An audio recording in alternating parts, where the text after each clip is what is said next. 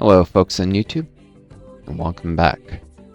Those new to my channel, welcome. This is Northstar. I am doing my Civilization 4, first Civilization 4 Let's Play series. Well, I do have an Afterworld one, which is a mod that came prepackaged with the game, so my first vanilla Civ4 series. Resolution failing a while right now. I'll be doing Heaven 2 ones, other civs.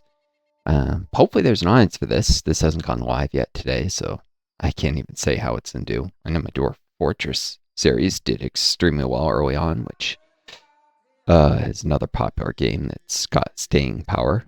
So maybe, hopefully this does. I'm disabled long COVID, which sucks. I need to get to where I can supplement SSI if that gets approved, which probably will. Although I got screwed out of SSDI because I got disabled long COVID at the age of 31.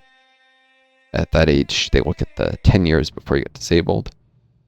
At that age of what's known as the date of disability onset, they look back 10 years to when I was 21, which is when I was, I guess I turned 22 right before not right before, senior year of college is the point, is included in the analysis. And then 3 years of a master's I did, which could have been 2, but my first lab ran out of money, shut down. No fault of my own. Professor was coming back from a leave and wasn't able to get grants, unfortunately. I loved working for that professor. She was awesome, but and then I went back to grad school after working as an EMT and some other stuff later because I was trying to become a physician. So I had spent 6 of that 10 years in college or grad school, which is not entirely dissimilar to, say, someone who does an MD, PhD or something. There's definitely, you can't just say, oh, I screwed up, but I had to take a second chance. No, there are absolutely people who spend that much time in school. I worked for the university, was in grad school, but due to roll that in the mid-90s, that didn't contribute to SDI work credits, which is bullshit. Before then, you could work for university while a student, get SDI work credits. I did summer jobs and stuff, but there's rounding down. They paid very poorly, like stipend for one of them. End result is they narrowly didn't have the work credits with rounding down. If actually there wasn't rounding that worked against me, there's a couple times I had for instance, one summers I had 2.9 work credits, rounds down to 2. Another time, I started working right before a year rolled over. So rounding worked against me, plus the 90s rule worked against me. Never be able to get SSDI, I would never be able to get retirement. So it's SSI and whatever money I can set aside into an ABLE account, which in January 1st, 2026, that will open up to people who became disabled. Older, it used to be you had to have been disabled before 25, now it's going to be up before 36, so I'll be eligible. I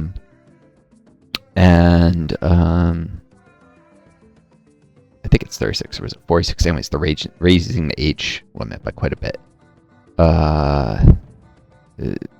At least 36, so I'll be fine. But it's gonna suck. I'm living a very marginal life, and I really need my channel to make money. Just checking, I haven't been talking too long here, in order to survive. Anyways, enough of that. You didn't come here to listen to me talk about the holes in the U.S. welfare system and how toxic and brutal it is. So this warrior should just go here, continuing to build up a defense force to attack stuff in advance.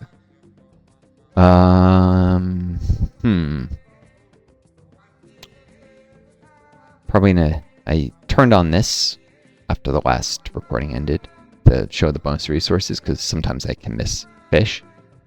They're not very visible, and it's a good idea because I forgot there's fish and cattle near the city site, so it's definitely where I want to see next. So you don't get notices when forests grow outside your line of sight. This was an empty plain, now it's got a forest on it.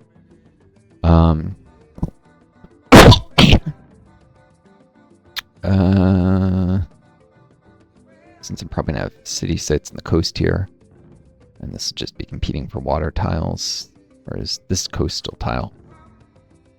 Actually, this will be in, but trying to think. Yeah, no one will be able to work this if I don't. It's one north of fish. So I said I might have to redo these a little. And because of the forest growth, I'm going to redo this because can't get irrigation down here, so the best use of the land besides cottages is, well, forests. We'll probably chop the forest for hammers anyways, but not destroying the forest is a tiebreaker. Very much. And there's some advantages here with ships coming from this way. Anyways. So, let's see. What other... There's fish here. City will be able to use those eventually. I'm putting the city here, even though I could have fresh water here. Because I'd like... Once this pops up culture, I should be able to send scouts and then settlers to this landmass in north, trying to grab a lot of land. I'm not doing great for, well, according to the demographics screen, competing with AIs yet. I did mining, mysticism, bronze working. Could just be aligned bronze working. What I originally did is I started mining, hoped I would get mysticism from a village that ended up popping after I had a little bit into mining. If I had, I would have put mining on hold and tried to grab meditation in time to found a religion. Although probably still wouldn't have made it on time, but I know exactly when the AIs would discover this, one of them. But I'll want mysticism because it contributes to bronze, to masonry, makes it a little quicker. And I'll want monuments to pop borders, since otherwise I'd have to go all the way to music to build culture to cost effectively expand borders. Yeah, I could have done Pericles and been creative instead of aggressive, or I could have actually set unrestricted leaders and been Ragnar of the Greeks or Alexander of the Greeks. Either one would have made more sense on this map. But then the AIs would have also been able to have unrestricted leaders, and some combos are much more powerful than the ones that are available with restricted leaders, so it probably would have helped the AI more than it helped me. I figured. I could be wrong. Could have been interesting to set unrestricted leaders. Play as Ragnar of the Greeks, probably because he's financial aggressive, which is a very powerful trait combo.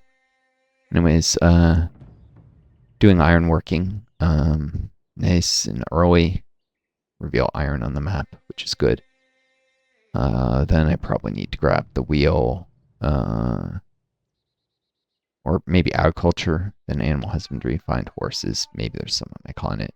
Wheel. Pottery. I want villages, sailing, fill in some of these texts. Maybe I, yeah, because if I can get writing, I can do tech trading. Or no, you need alphabet for that. That's right. Which could really help me. But getting early ironworking's got its advantages. For sure. Not the least of which is being able to chop jungles. After I get pottery, I probably also metal casting triremes for my navy. Different thoughts. I don't know.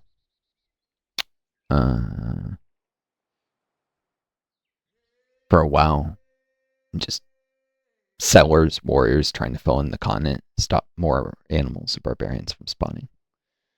So, texts don't matter that much yet, though they will. So I'm gonna go here. I don't have to. Oh no, this doesn't see far enough to see there. Oh well. Okay. Gonna get these fish developed in Athens. I'll probably work that. There's different phases in a Civ's growth and civilization. It's worth noting, very early on, you need to focus on food hammers to get, a bunch of your early cities up. some workers, some warriors, that kind of stuff. Then you need to focus on commerce to fill in some techs and be able to afford the maintenance of having a lot of cities. Then there's a period where you want to pivot back to food hammers so you can build city improvements and grow a few of your cities to be larger, be able to compete for wonders. And then it goes back to commerce. It kind of tends to alternate. Commerce is actually very important because having more cities, you can have more food hammers in total, more smaller cities. It depends on the map, but this one I can't grow anywhere really tall except the northeast, where once I chop the jungle, so there I can actually have some irrigated farms and special cities, which as a philosophical leader is not terrible. It's usually actually bad strategy.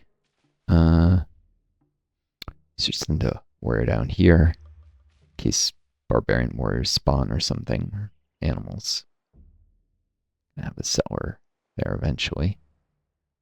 Boom.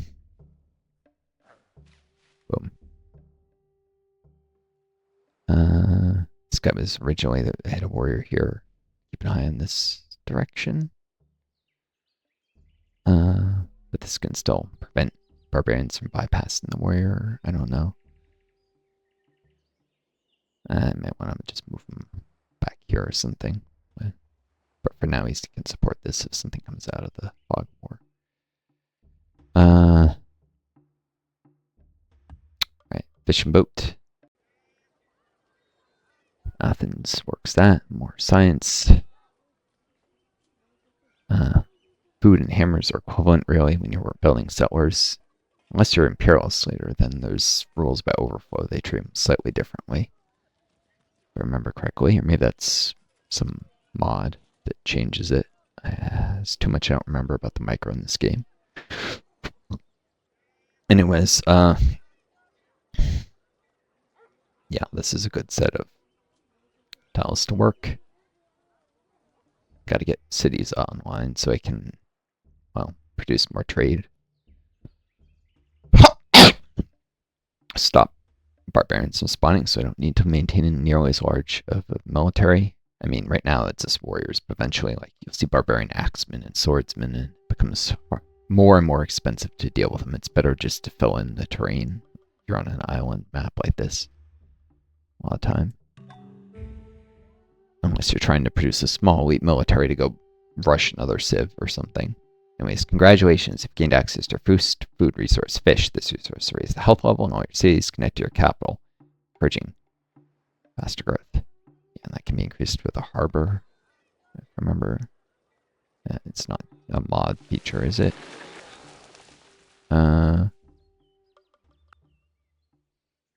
Forest grew. South of Sparta. Huh. Yeah, harbor does it. That's cool. I guess I'll have to chop it if I want to mine that tile, but it's health, and it's actually worth the work returns if you build enough workers. Most people don't build nearly enough to, actually chop the forest. You build more workers this way. Can be worth it sometimes. Some people, there's different opinions on this, and maybe I'm completely wrong. But, okay, no barbarians in that landmass. I'm just going to stack 2 warriors here. I already have 4 units, so my borders, 1, 2, 3, 4, though. This might count as a non-combat unit. Which, interestingly, that affects, like, the, the soldiers count. Remember, non-combat units don't count, like scouts. This is an issue in the,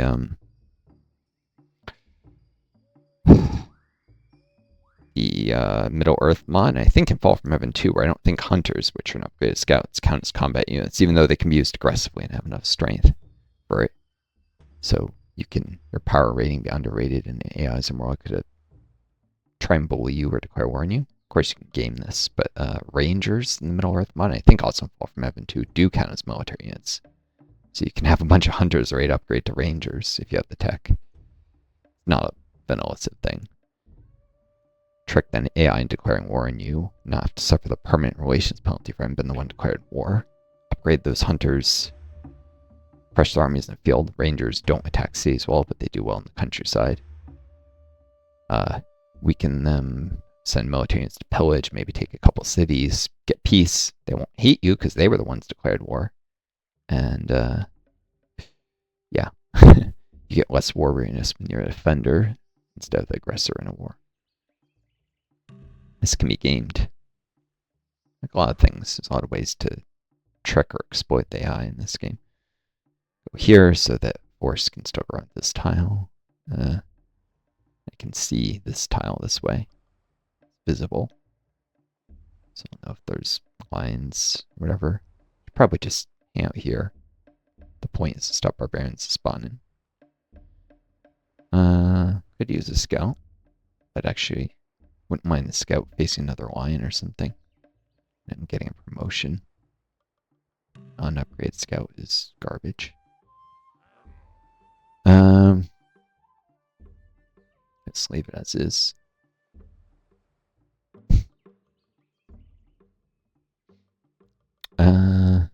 Sparta is still making warriors. Eventually start facing unit costs. Military units. Cost for 3 units free. Yeah, when this next warrior completes, they'll probably start paying maintenance.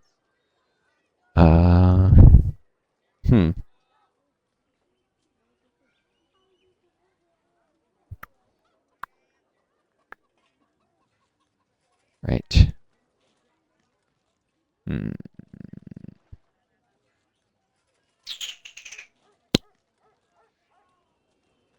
Well, I do need the warriors to protect workers, among other things.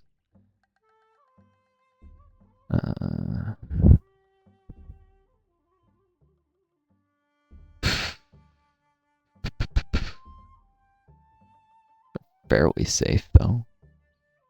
Nah. Not gonna do anything else. Just do the warrior. Also protect settlers go out.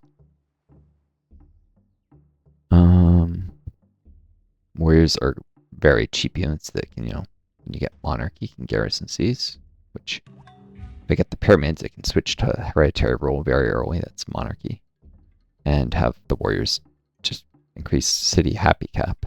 Sparta's not producing culture. No, I'm not doing a monument.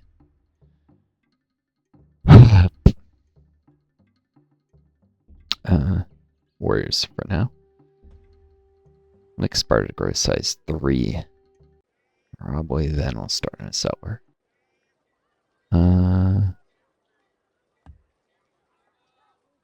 Yep. Which means probably after the next warrior.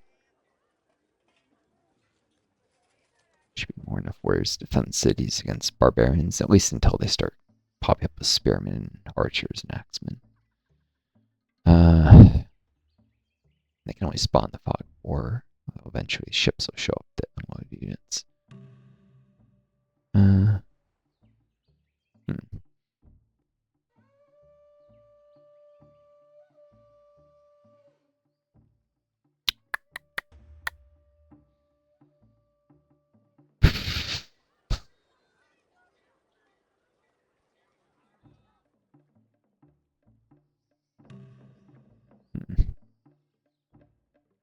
Let's take a look at the demographics. Yeah, you can see rival best for soldiers. CRM, I'm actually number 2 in food yield now. So I'll eventually catch up on population, which I'm dead last. Which, by the way, there's not a linear connection between number of pops and population. Like a size 3 city counts, I think, like twice as much as a size 2 or something. It's an exponential scale, so the demographics are not. You have to know how to interpret them to know exactly where an enemy is and pops. There's a whole art of it, which I've never become fluent in. I'm aware that these things exist, and it's occasionally useful, like in the Rise of Fall mod that comes to the game. The Indians have a culture-specific goal to become #1 population, and it's the demographics population, not pop count. So what you want is a few really large cities instead of a lot of smaller ones. You may actually have fewer pops. but lose, whereas you could have had, more pops in smaller cities and lose, not make that goal by the deadline, whereas you could have done it with fewer pops in a few big cities. Of course, it's proportional somewhat to food production, because each added pop costs more food. It's not linear relationship either, even so, though.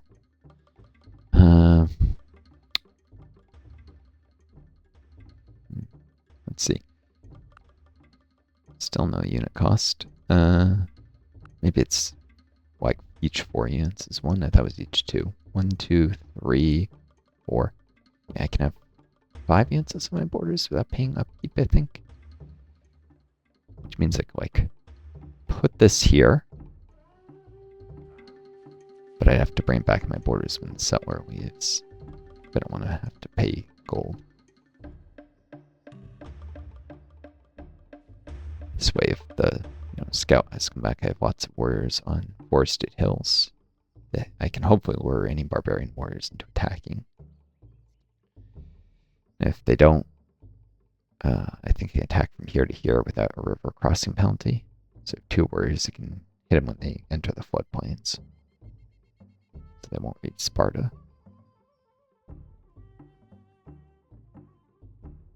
But it's better to defend if you don't want to put a lot of hammers into building up your military, even though you won't get as good units as if you attack that way.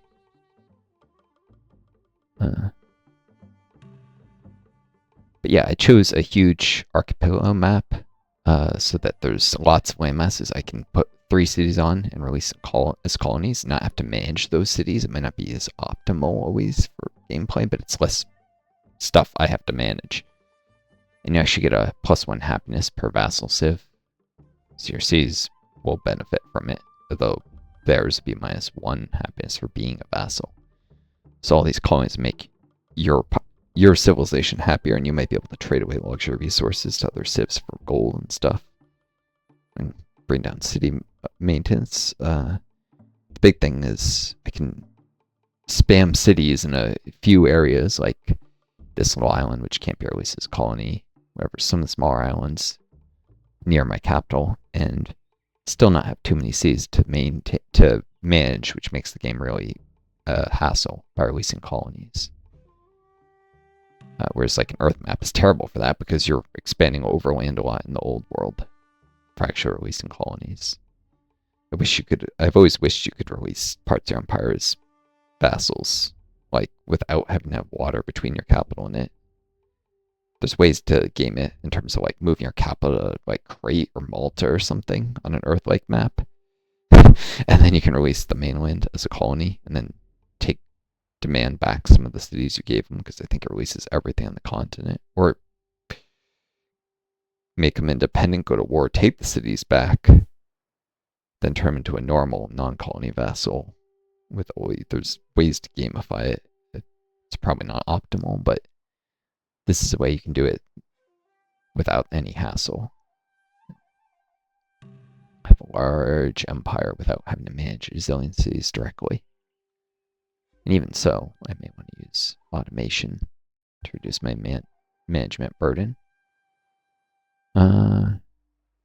Even for the limited number of cities I have, so the game goes faster, especially my long COVID and difficulty focusing on too much at once. As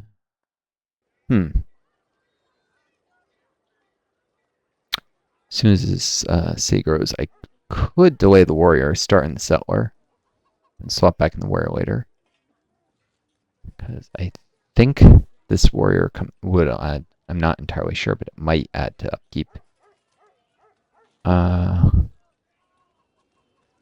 don't think I can do settler for 50 turns, though, without the hammers decaying. And the warrior, if some things in the queue partially complete too long, the hammers start to disappear.